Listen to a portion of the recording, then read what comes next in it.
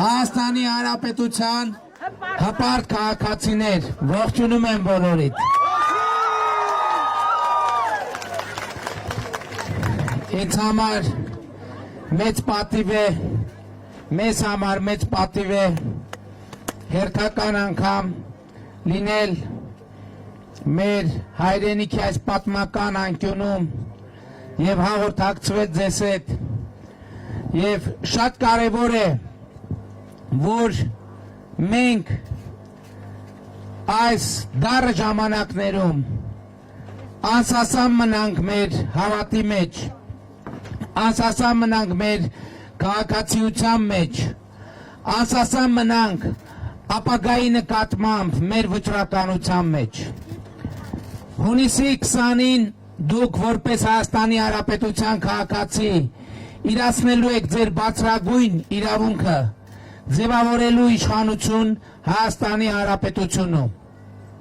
Եվ ըստ էության սա ի կատարում են մեր այն խոստման, որ մենք ժողովրդից ստացած իշխանությունը վերադարձնում ենք ժողովրդին։ Եվ հետևաբար հունիսի 20-ին դուք պետք է կայացնեք որոշում ոչ միայն Հայաստանի ապագայի, այլև Հայաստանի ներկայի եւ անցյալի վերաբերյալ, որովհետեւ հիմա ըստ էության հատկապես վերջին 7 ամիսներին շատ բաների մասին է խոսվել։ Ըստ էության վերջին տարիները Հայաստանի համար այնպիսի մի ժամանակ էին, որ ամբողջ տեղեկատվությունը բաց է բոլորի առաջ, կա խոսքի ազատություն, կա ժողովրդավարություն եւ մարդիկ ազատ են արտահայտել իրենց տեսակետը։ Այս ընթացքում մենք էլ ենք քննադատել, մեզ էլ են քննադատել, եղել են մեծ բանավեճեր անցյալի, ներկայի եւ ապագայի վերաբերյալ, եղել են եւ շարունակվում է այդ բանավեճը։ Ինձ անդադ ասում են, որ շատ մեղադրանքներ են ներկայացնում կամ քննադատում են, ասում են անդադ անցած իշխանության մասին եք խոսում, բայց նախորդ շրջանի իշխանությունը ինքն է անընդհատ այս ընտրություններին մասնակցում է ամենատարբեր առիթներով արտահայտվում։ Գիտեք հիմա գիտեք ամենակարևոր պահը հետևյալն է։ Ըստ էության երբ որ մենք արձանագրում ենք, թե 2018 թվականին ինչ իրադրության մեջ ենք ժառանգել Լեռնային Ղարաբաղի հարցը, ամենատարբեր առիթներով դա ասել ենք, հիմա արդեն ձայնագրություններ են հրապարակում, չգիտեմ ինչեր են անում, եւ այդ բոլոր մարդիկ պետք է պատասխանեն մի հարցի։ Ես առաջարկում եմ, որ եւ Լևոն Տեր-Պետրոսյանը, եւ Ռոբերտ Քոչարյանը, եւ Սերժ Սարգսյանը պատասխանեն մի հարցի։ Հիմա արդեն բացվել է ըստ էության Սերժ Սարգսյանի ձեռամբ 2018 թվականի բանակցային իրադրությունը։ Այդ իրադրությունը հետևյալի մեջ էր, արդեն բոլորդ գիտեք, որ ըստ էության Հայաստանին առաջադրվում էր տարածքներ ոչ մի բանի դիմաց բանաձևը։ Թող իրենք ասեն, կանգնեն ասեն, թե իրենք այդ պայից սկսած ինչ գործողություններ էին անելու, ինչ տրամաբանությամբ էին առաջնորդվելու։ Սրանից առաջ, երբ որ մենք ասում էինք, որ այ ասեք, թե ինչ էիք անելու դուք, ոնց էիք լուծելու Ղարաբաղի հարցը։ Իրանք ասում են, դե մենք տեղակ չենք, դե մենք չգիտենք, դե մենք ինֆորմացված չենք։ Ինֆորմացված եք հիմա, բոլորդ ամեն ինչի մասին ինֆորմացված եք։ Սկսած 96 թվականին բոլորդ ամեն ինչի մասին ինֆորմացված եք։ Թող ասեն բոլորը, ոնց էին պատկերացնում այդ կետից գործողությունների հետագա պլանը։ Ինչ գործողություններ պետք է ասեն, եթե ասում են, թող շարունակությունն էլ ասեն։ Լևոն Տեր-Պետրոսյանն օրինակ շարունակում է իր այդպես ապոկալիպտիկ քննադատությունները, բայց չի ասում, լավ իր պատկերացումը ոնց էր Ղարաբաղի հարցի։ Թող պարզ ասեն ոնց էր Ղարաբաղի այդ կետից Երբ որ Հայաստանի նստեյության ասվում էր, որ 7 շրջանները պետք է տալ եւ ադրբեջանցիները ներքին տեղահանվածի անվան տակ պետք է վերադառնան Ղարաբաղ եւ Ղարաբաղի կարգավիճակը տեսանելի 100-ամյակում անգամ չի ճշգրտվելու ոնց էին պատկերացնում այդ իրավիճակը ոնց էին պատկերացնում լուծումը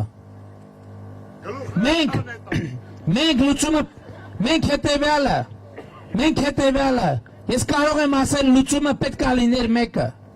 որ 2018 թվականի դրությամբ մենք բոլոր առումներով մեր երկրի դիմակայունության եւ մարտունակության բարձր մակարդակ պիտի ունենայինք սրանով պիտի զուգորդվեր ամբողջ բանակցային գործընթացը ինչը տեղի չի ունեցել թող ներվի ինձ անհամեստությունը բայց դա միայն 18 թվականից հետո է որ այդպես եղել է հիմա արդեն միջազգային կառույցներն են դրա մասին բարձրաձայնում եւ արձանագրում որ 2011 թվականից 20 թվականներն ընկած ժամանակահատվածը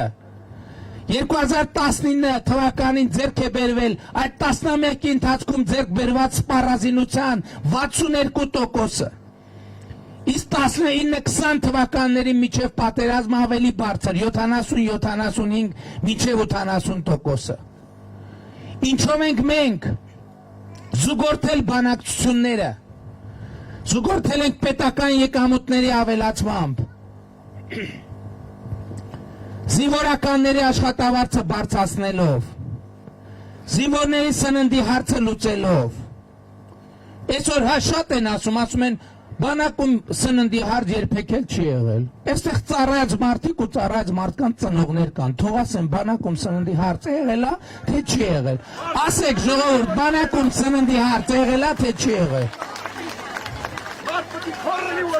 Այս սննդի ես բացեմ այդ պատմությունը այս սննդի պատմությունը ոնց ա եղել ես գնացել էի վարչապետ դառնալուց հետո առաջնագից գնացել է առաջնագից այդ երևի 2018 թվականի մայիսը կամ հունիսն էր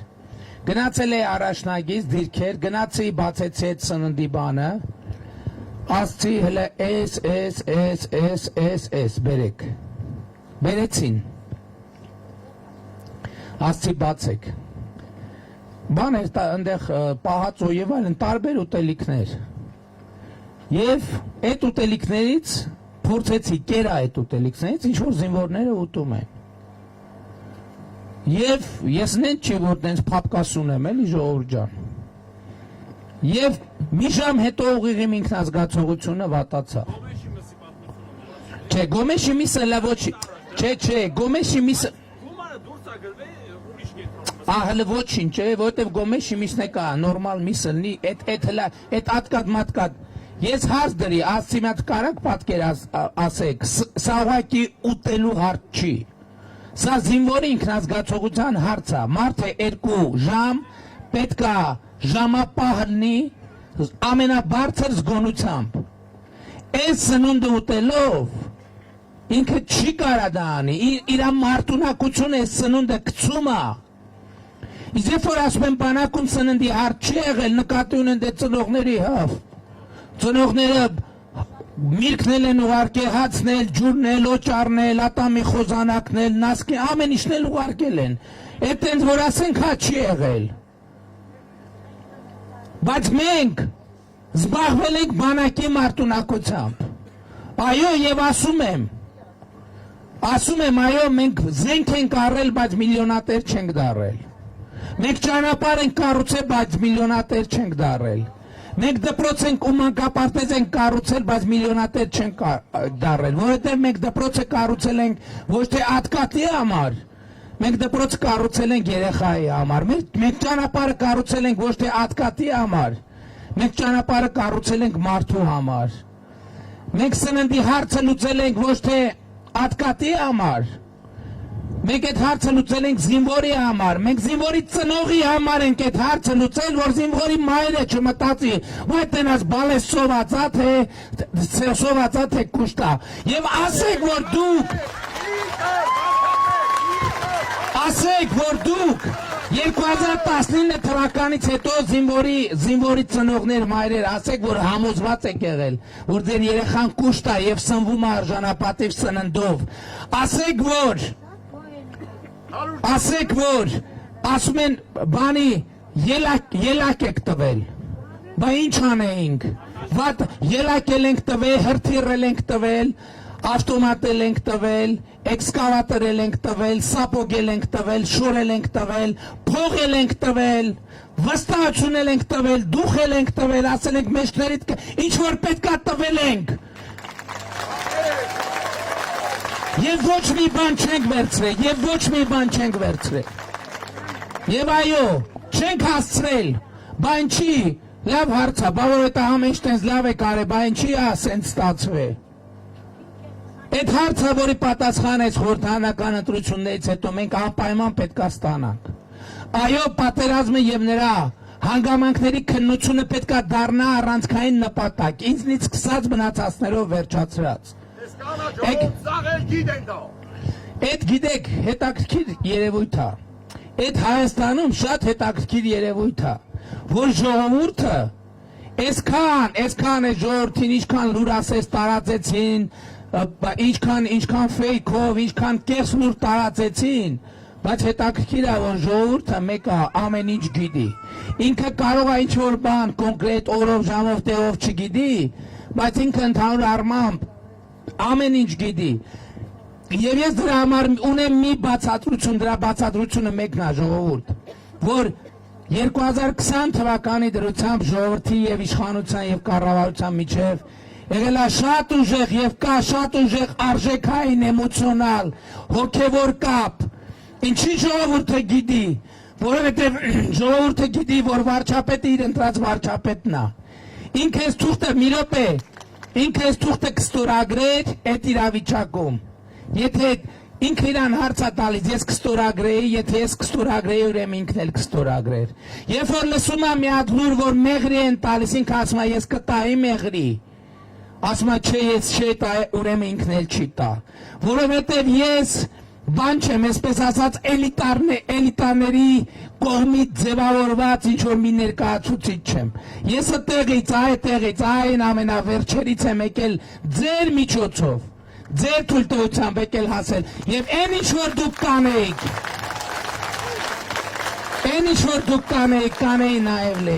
կանեի նաեւ ես։ Եվ ուրեմն, այս խոսակցությունը,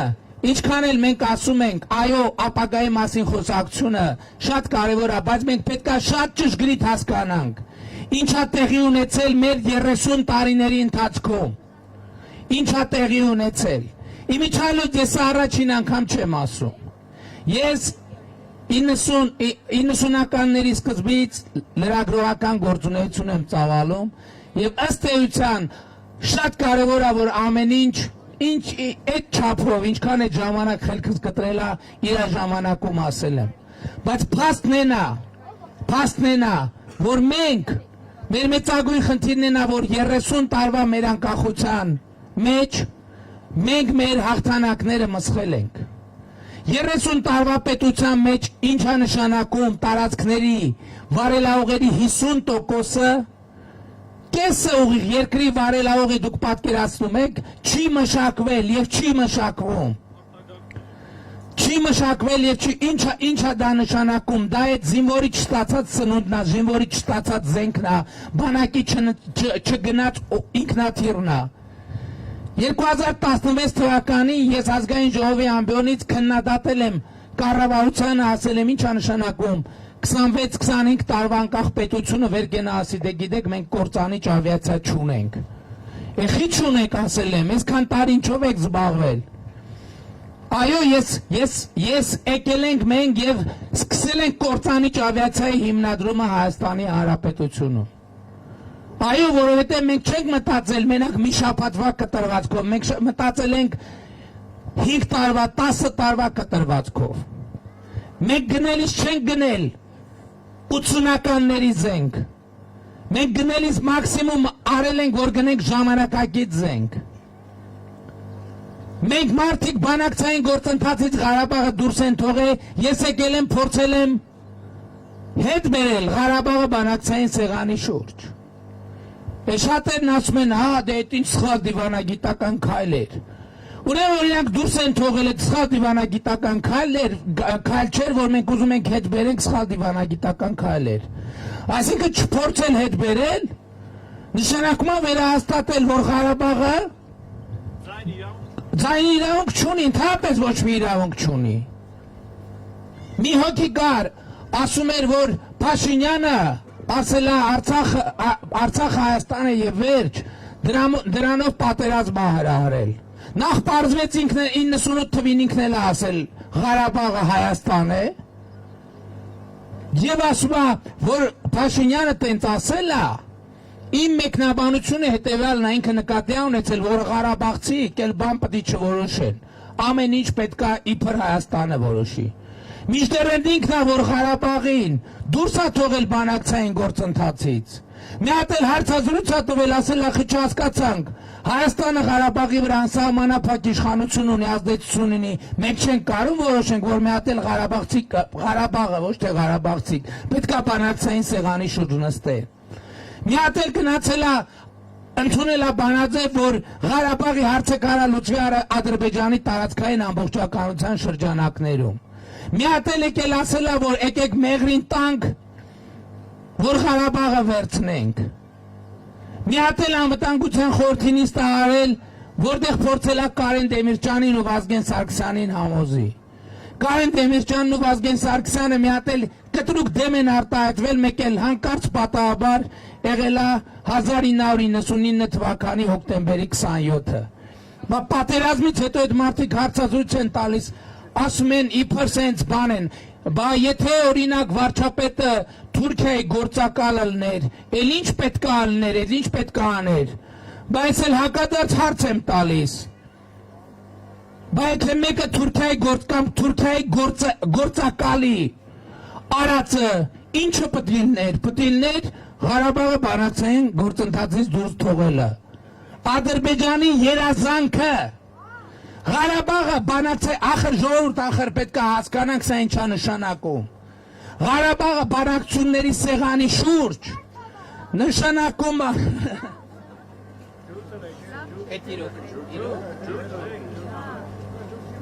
Փաշինյան, մինչև քոքը վերջացրեք, ժիվոյ վգա, Սերժակ Խոչարյանականները Բագրատաշինը որպես պետական բյուջե մտցնելու գումարները դուրս են հրավիրել, չեն թողն աշխատել, քննությունը դունեք, սաղի ծերից է հանեք։ Մի րոպե էլ ես նախադա։ Մեղապետով սաղի, քովից կտրեք։ Քովից կտրեք։ Ժողովուրդ, ասել եմ, այո, ես ասել եմ հետևյալն է, այն ժամանակ ասել եմ կադրային ջարդ չլինելու, ժողովուրդ, հիմա ասում եմ, որ լինելու է, լինելու է։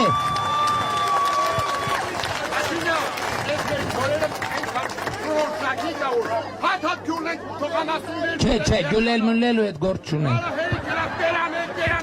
Ախպետ, լավ։ Էսա, սպասեք էդ Ղարաբաղի բանակցային կողմ մնլելու հարցը լուծենք նորմը։ Ժողովուրդ տեսեք, 98 թվականի դրությամբ Ղարաբաղը եղել է ԵԱԿ Մինսկի խմբի համանախագահության շրջանակներում Ղարաբաղի հարցի բանակցային գործընթացի բանակցային կողմ։ Այսինքն Ղարաբաղի ներկայացուցիչը Ամերիկայի, Ֆրանսիայի, Ռուսաստանի, Հայաստանի, Ադրբեջանի ներկայացուցիչների հետ նստել է սեղանի շուրջ եւ հարց է քննարկել։ Դա եղել է միջազգայինորեն ճանաչված կարգավիճակ, հասկանում եք։ Այդ մարդը, որ այսօր եկել է մեծ խոսում է, Ռոբերտ Քոչարյանը, եկել եւ որպես առաջին որոշում Ղարաբաղին բանակցային սեղանից դուրս է թողել։ Ես չգիտեմ, տարբեր ցիտատներ արել եմ, իմի անհրաժեշտություն կա մեջբերումներ անելու, հիմնավորումներ, հույս ունեմ լսում եք, թե չեն լսում։ Լսել են, չէ։ Այս մեկ, ինչի է արել այդ մարդը, որովհետև 98 թվին կեղծված ընտրություններով նախագահ դարել եւ արտաքին լեգիտիմություն ունենալու խնդիր ունեցել եւ Հայաստանում այդ թվում արտաքին միջամտությամբ իշխանությունը պահելու համար նա Ղարաբաղին վռնդել է բանակցային սեղանից դրա մասին որ ինքն է դա արել որոշում կայացրել դրա մասին հայտարարել է Ռուսաստանի Դաշնության արտաքին գործերի նախարար Սերգեյ Լավրովը եւ հայտարարել է Ֆրանսիացի համանախագահ Մինսկի խմբի Բերնար Ֆասեն եւ ինքն է հայտարարել իր հարցազրույցներից մեկում որը մեկը կասկածի տակ դնի հեռախոսից մեջ ունեմ կարամ բառացի մեջ բերեմ Էսն ու հետո ես եկել եմ ասել եմ որ Ժորժյան չիլնի Ղարաբաղ պետք է լինի բանակցային կող ասում են հա դե ինչ սխալ քայլ էր իրանց արածը սխալ քայլ չէր Մենք որ ուզեցել ենք բանակցային ֆորմատը ճշգրիտ վերականգնենք դա սխալ քայլ էր Իրանք որ ասել են Ղարաբաղը Արցախը Ադրբեջանը ներողություն որ ասել են Արցախը Հայաստանը դա սխալ չի եղել որ ես եմ ասել դա սխալ է եղել Իրանք 2018 թվականի մայիսից ես էլ չեմ էլ ասել այդ Ղարաբաղի թղթերը ասում են այս եկել է հաստատ հողերը տա ինչի են ասում ոնց որովհետև իրանք եկել բերել հացրել են այդ եզնին որ հողերը պետքա տաս որ ամբողջ աշխարհը Հայաստանն ասում է վերջ Այդ կարգավիճակ թարգեք չի լինում, պետք է հողերը տակ։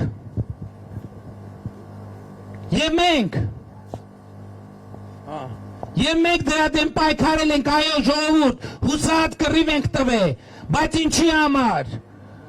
Որովհետև իմացել ենք, որ այն եզրը չի երևում, որտեղ պետք է տանք ու որտեղ այդ ամեն ինչը պետք է կանգնի, սա շատ կարևոր արձանագրում է։ Որովհետև հաջորդ փուլով պետք է Ադրբեջանի Ներքին տեղը հանվածներ անվան տակ ադրբեջանցիք վերադառնային Ղարաբաղ։ Հետո ոչ մի բան, բա կարգավիճակը, չկա կարգավիճակ, հետո կերևա։ Ինչ է լինում այդ դեպքում, մենք տեսել ենք ինչ է լինում այդ դեպքում լինում է Նախիջևան։ Այսօր Հայաստանի բոլոր նախորդ նախագահները ինձ մեղադրում են, որ ես չեմ համաձայնվել, որ Ղարաբաղը մատնվի Նախիջևանի ճակատագրին։ Եթե մեղավոր եմ ժողովուրդ ջան, Դատեք ինձ, գնդակահարեք ինձ, ես այդ գնդակահարության պատի տակ խոնար կկանգնեմ, բայց ես համարում եմ կներեք, ես համարում եմ, որ արել եմ ամեն հնարավորը, և շատ շատերը, այդ թվում Հայաստանի ներսից, ամեն ինչ արել են, ամեն ինչ չէ, իրենցից կախվածն են արել, որ Հայաստանը, որ հայկական կողմես այս պատերազմը չկարենա հաղթի։ Բայց մարդիկ, որ ասում էին, զանգում էին գեներալներին, ասում էին, կարա մի ենթարկվեք դրանց, հետեկեք Երևան, Երևանում կռիվ արեք։ Այն ժամանակ, երբ Արցախի նախագահը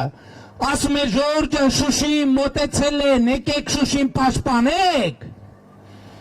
այդ ժամանակ արձագանքող չեղավ, հետո պարզվեց դրանից ընդամենը օրուկես հետո, Պարզվեց կառավարության մոտակայքում հազարավոր հրոսակներ են ծվարել, որ պատրաստ սպասում են Ղարաբաղը գրոհեն, կառավարության շենքը գրոհեն։ Բա գրող էիք, գնայիք Շուշին պաշտպանեիք, այ գրողներ։ Այսօր էլ եկել ասում է, այն մեկը ասում է, ես կասկածներ ունեմ, որ Շուշին դիտավորյալ հանձնվել է։ Բա իհարկե Շուշին դիտավորյալ հանձնվել է, որ դուք Շուշին փոխանակ պաշտպանեիք, Հանրապետության հրապարակի բանն էիք, կառավարության շենքն էիք պաշարել, որ գրոհեք։ Բա ինչի եք սպասում։ Սպասում եք, որ Շուշին ընկնի։ Հիմա Շուշիում եղած և Շուշին թողած մարդկանցից երկուսը ձեր թիմերում են։ Կանչեք նրանց հանձնեք, ով է հանձնել Շուշին, ինչ է հանձնել Շուշին։ Մեկը 6-7 Սեյրան Օհանյանը եղել է ընդեղի պատասխանատուներից մեկը։ Հիմա գլխավոր շտաբի պետը նախկին իրանց թիմում է, թող կանգնի ասի, ով է հրաման տվել, թող կանգնի ասի, ասել են Շուշին բան արա։ Շուշին հանձնի, թող կանգնի ասի։ Այսինքն ես հրաման եմ տվել ինքն էլ կատարել, հա։ Դու եթե Դե առաջին հավատանը կատարող։ այո, առաջինը։ Փաշինյան, Աջան։ Աշոտի կողքոված կելով շվի ամբողջ ժողովրդի կողմից եք ասում։ Ինձ տար հանձնի Աշոտի տեղը։ Ես համաձայն եմ։ Ժորդ, Ես համաձայն եմ Աշոտի կողքով չասնեմ։ Դիգորի կողքով չասնեմ։ ժորդ, ախր Ամենսրբությունն է։ Ժորդ ջան, տեն, ես ձեզ ասեմ, այդ պատմությունը տենց հեշտ պատմություն չի։ Հիմա Կողովազական եկել է հանել է։ Քնում եմ եկել եմ կարծենուց մեր վարշապետ դառան։ Մենք այս երեխաց ապագան ենք եկել ձեր հետ կերտել։ բայց ես ուզում եմ, որ մենք բոլորս իմանանք, որ հեշտ չի այս ճանապարհը։ Դժվարություններ կան։ Հեշտ, եթե մենք պատրաստ ենք իրար հետ միասնական, ուսուսի տված, աշխատելով, Այս է։ գնալ, հաղթահարել եւ հասնել այդ ապագային, ուրեմն հունիսի 20-ին մենք պետք է ընտրական տեղամասերում առնվազն 63.5%-ով արձանագրենք, որ ապագա կա,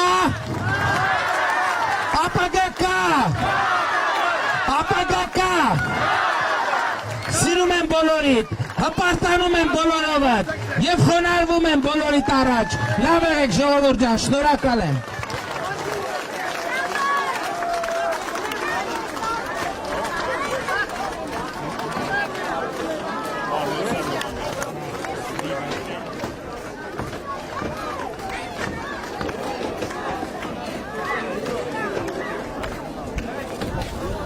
Սպասեք, սպասեք, ճանապարհ թողեք։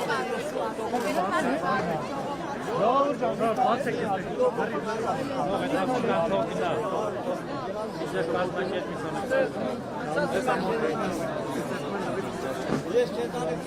Ո՞տե կանեք ես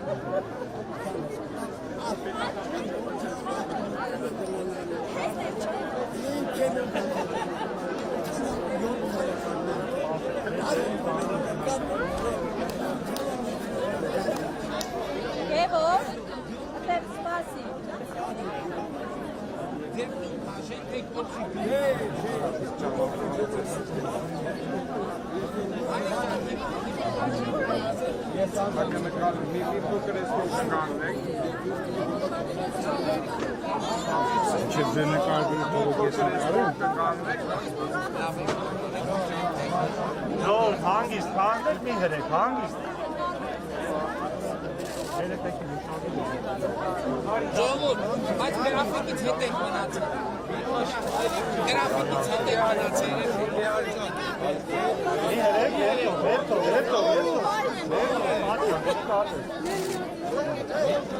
Ժողովուրդ, գրաֆիկից հետ ենք մնացել, շնորհակալ ենք,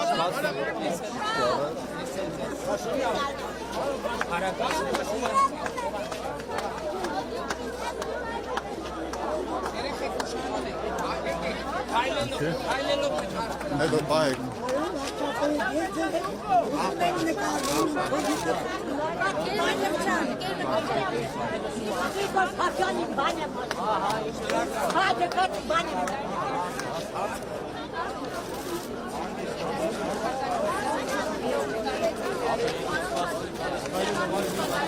Երեխեք ուշանում ենք, ուշանում ենք։